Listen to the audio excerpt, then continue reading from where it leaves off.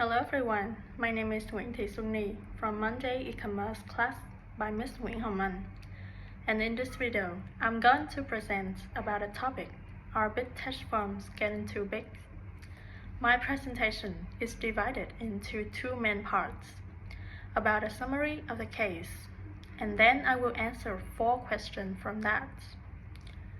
4 subparts in the summary are big tech competition and antitrust, evolution of U.S. antitrust law, big tech's 21st century dominance, and the last one is proposed solution.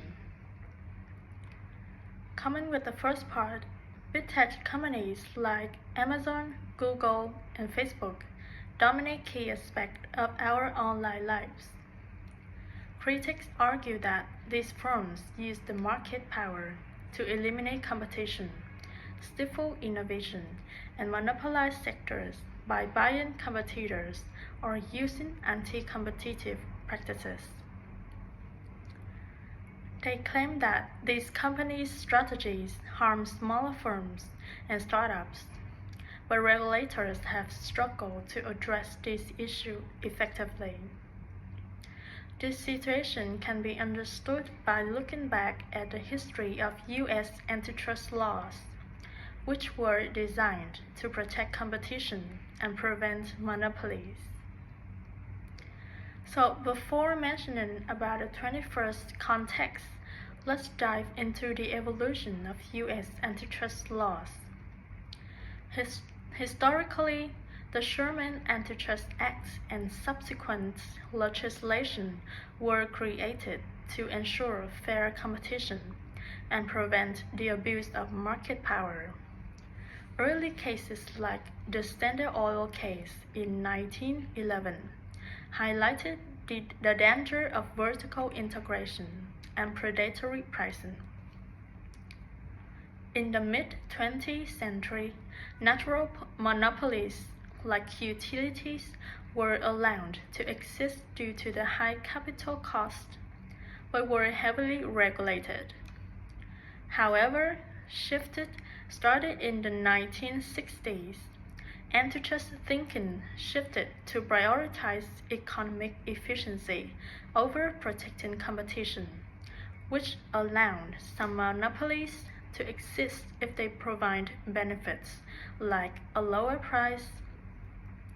About the 21st century dominance of big tech, companies like Amazon, Google, and Facebook have become dominant players, not just by offering cheap prices, but by using data, acquisition, and market power to crush competitors. For example, Amazon subsidizes its retail platform to support other profitable ventures like Amazon Web Services. Facebook has bought competitors like Instagram and WhatsApp to keep its dominance in the social media space, while Google has been accused of using its search engine to suppress competitors.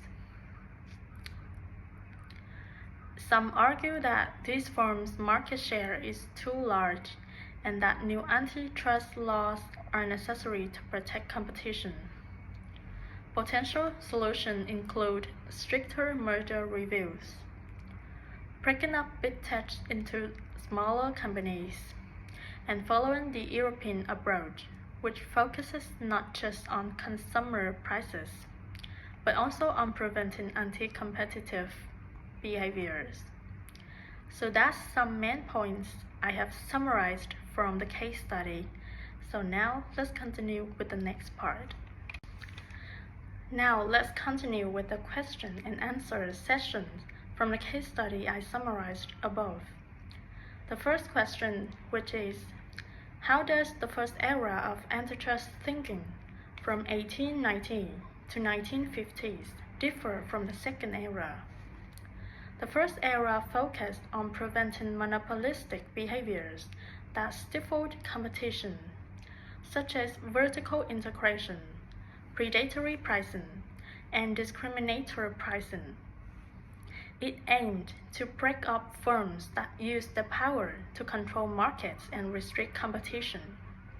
In contrast, in the second era, starting in the 1860s, shifted towards prioritizing economic efficiency and consumer prices.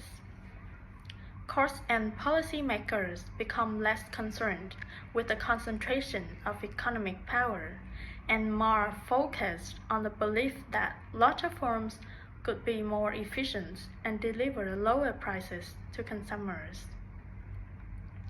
Next, I'm gonna mention about the definition of natural monopolies and answer the question, how has the US dealt with natural monopolies? A natural monopoly refers to the market where the high cost of entry and economics of scale make it inefficient for multiple firms to compete.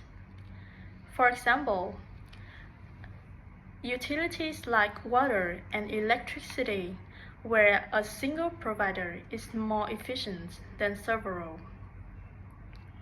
The US has historically regulated natural monopolies to prevent them from exploiting their dominance.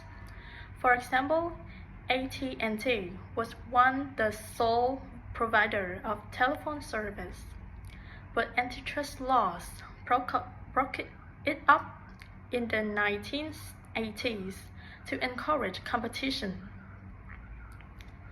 Comment with the question number 3. What are 3 possible solutions to market dominance and anti-competitive behavior of Facebook, Google, and Amazon? The first solution could be increased scrutiny of mergers, which means that regulators could block acquisition by dominant firms like Facebook buying Instagram or Amazon acquiring startups that merely increase their market share without enhancing competition. The second solution could be breaking up big tech firms. Larger firms like Amazon, Facebook, and Google could be split into separate independent companies. For example, splitting Amazon into its retail, web services, and media arms to encourage competition.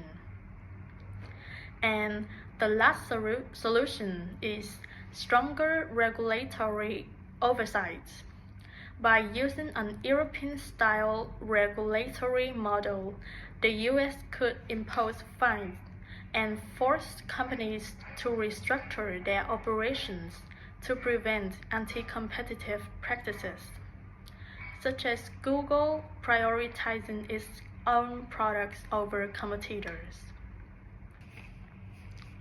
And the last question in the case study is, how does the European model of antitrust differ from the American model?